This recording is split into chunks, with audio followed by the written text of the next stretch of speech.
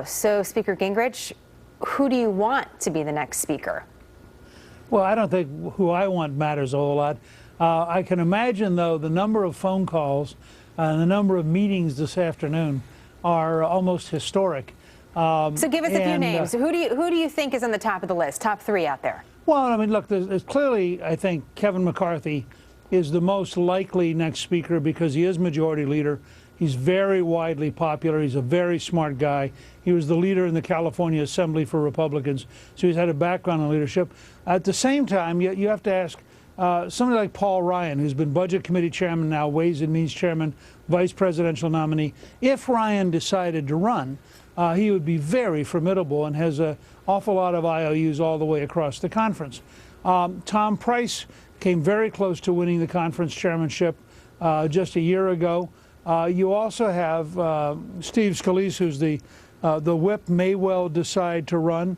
You can't be sure how that's going to work out. So there are a number of people, I think, who could decide who will be in this kind of movement, and all of them have to assess what's going to be happening. And I think, Kathy McMorris Rodgers, for example, who is the conference chairman, these are folks who've won races across the whole system. At the same time, you have a couple of other folks who've been active, have done a lot of things that might also show up. And I think that for example, Congressman Sessions, Pete Sessions, the chairman of the Rules Committee, has a very broad following. He used to be the head of the campaign committee. Greg Walden, who's currently head of the campaign committee, could again decide, because these are guys who've been out campaigning and helping people. But phase one, I think, will be and Ryan would change everything. I think if Paul decided to run, he's the one person who would really be a formidable direct opponent for Kevin. If he doesn't run, my hunch is that Kevin will, in fact, end up being the speaker. Interesting. When you really start to think about it, there are a few names out there. The question, and by the way, it doesn't have to be an elected official. So if, it could get even more exciting. I know that's unlikely. It's never happened before. It's never happened, and it's not going to happen. I'm looking for history being made. It's that sort of week. Okay, final question for you, Speaker Gingrich. We've talked already, and this is the conversation about the divisions within the Republican Party is part of the reason why Speaker Boehner is making this decision now.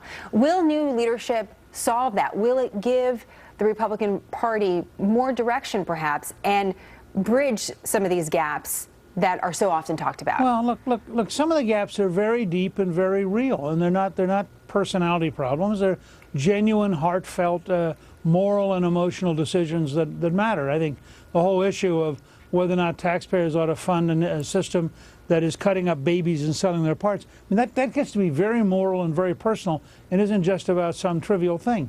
On the other hand, a new speaker, after the election's over and the dust settles, all the new leadership has to get in a room. They got to learn to work with each other, and the new speaker has to learn how to project both to the country, to negotiate with the Senate, and to decide whether or not they can have a relationship with the president. And I think there's probably about a 60-day window there where they have a semi-honeymoon. There's never a full honeymoon.